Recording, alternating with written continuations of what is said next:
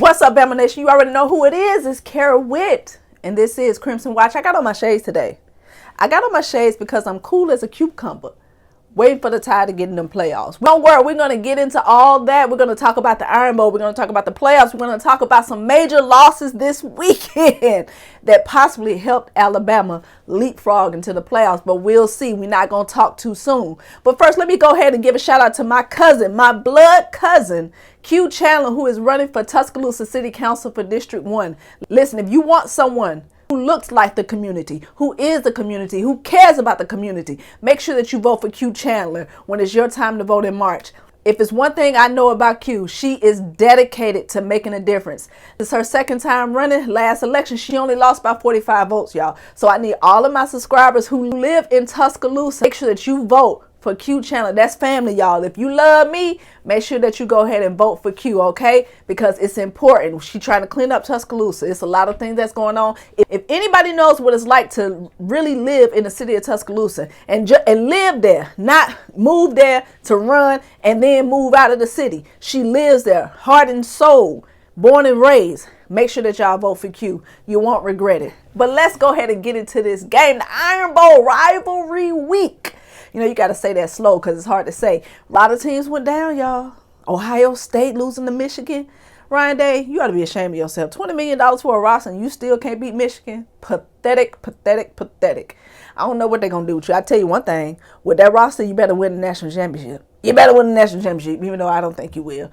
Anyway, Syracuse beating Miami. Clemson dropping to South Carolina. All this talk about South Carolina possibly leapfrogging Ole Miss and Alabama, save it, okay?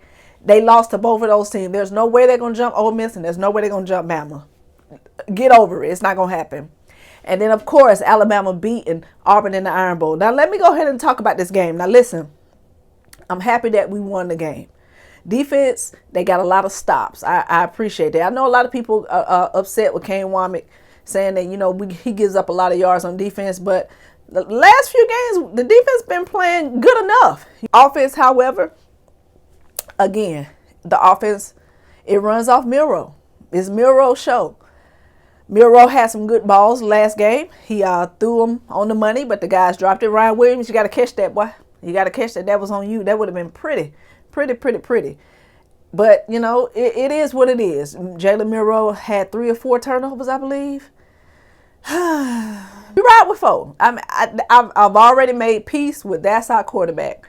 I don't like it, but that's our quarterback. If he can get us to the national championship, wonderful. I love that for him. But if we don't, we just wait till we get another quarterback for next year. I'm hoping that he's going to get in the draft. But 4 turnovers, 3 or 4, responsible for 3 or 4 turnovers. I know one of those wasn't really his fault. It was Proctor's fault because, you know, he didn't pick up the block. But Jalen, where's your awareness? I don't understand. Do you not feel that heat coming up on you? Do you not feel when them linebackers is on your ass? Because it's just like, you don't know. Like, your awareness is so low and you just stand back there like you got all the time in the world. When you see the walls closing in, get out of there. Get out of there. And ball security. You hold that thing like it's a pizza. Tuck it, okay? Tuck it and run. Make a decision. The thing about Jalen that really ticks me off is that I don't see any difference from year 1 to now. It's just, I believe he just hit his ceiling.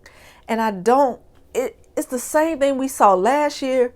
It's the same thing we saw when he came in for Bryce. And we're seeing the same thing today. I know a lot of y'all say, well, Jalen kept the team together, and he did. He did. He's loyal to Alabama. He got Alabama tattooed on his leg. He is Crimson Tide through and through. And I appreciate you, Jalen. I appreciate you for stepping up and being a great leader.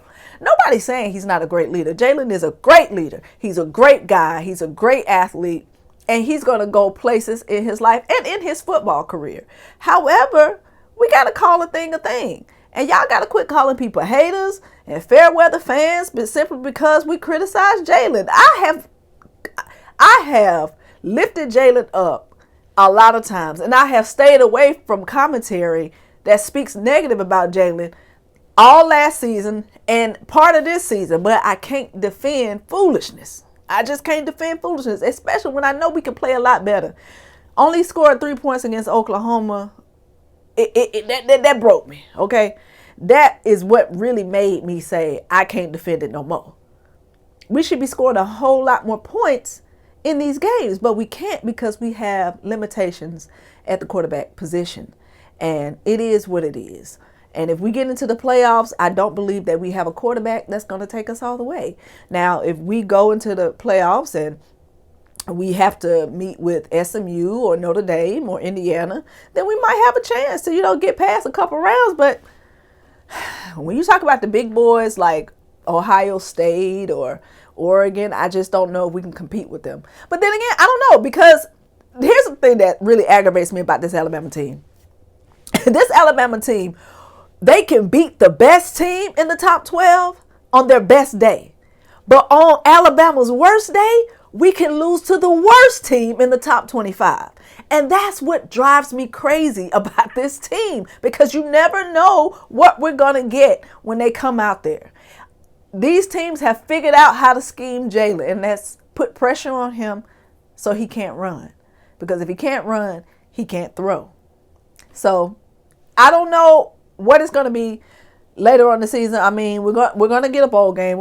I hope we get a really good bowl game if we don't get into the playoffs. Honestly, I'm not getting my hopes up. If we get in it, wonderful. We ain't going to duck no smoke.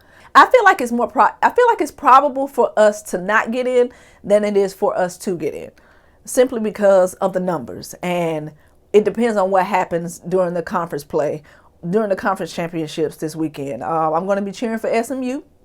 I'm going to be cheering for UNLV. So we'll see. We just don't know. And I'm going to tell you right now, we get in the playoffs. I'm going to talk my shit now. Do I think we deserve to be in the playoffs? I don't know. On our best day, I think we are one of the top 12 teams, even though with 3 losses. I think on our best day, we are the top 12 teams because, we went to Death Valley, beat LSU, we beat Georgia. It was up 28-0, but again, play calling and our limited quarterback, when they figured out how to scheme them, we allowed them to come back. But sometimes I feel like we are one of the best 12, and then some days I'm just like, nah, don't even put us in there. But if we get in there, I'm going to cheer for the Tide. I'm going to be cheering for Miro. I'm going to want him to do the absolute best. And I'm going to be his number 1 fan. But we'll just have to see. Like I said, I'm not going to get my hopes up because I don't want to be disappointed like I've been disappointed this whole season. And I don't even know if I want to take myself through that, to sit there and watch Alabama piss me off. I've had enough this season, and I'm quite tired. I just kind of want to get to the next season, and whoever's going to jump in the portal, let them jump in the portal. Let us get our recruits. Let us get the people out the portal that we need that fits DeBoer's offense, and let's roll. Coach Sheridan, you can go. I promise you that. Having Jalen throw that ball 45 times in a game, you can peace out. Not using our running game. Justice Haynes only having 7 carries a game. Crazy. You can go. Get us an OC from the South that know what it means to run the ball, okay? Other than that, that's all I got for this episode of Crimson Watch. Make sure that y'all leave a comment below.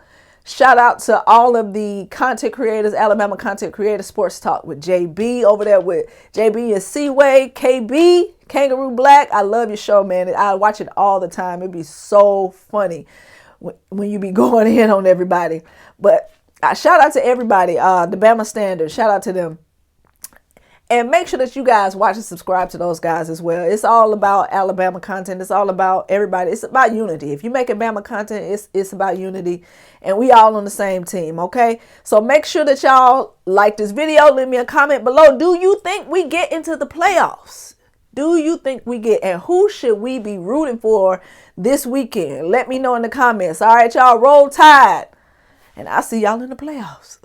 Make sure you guys give us a big thumbs up. That's right.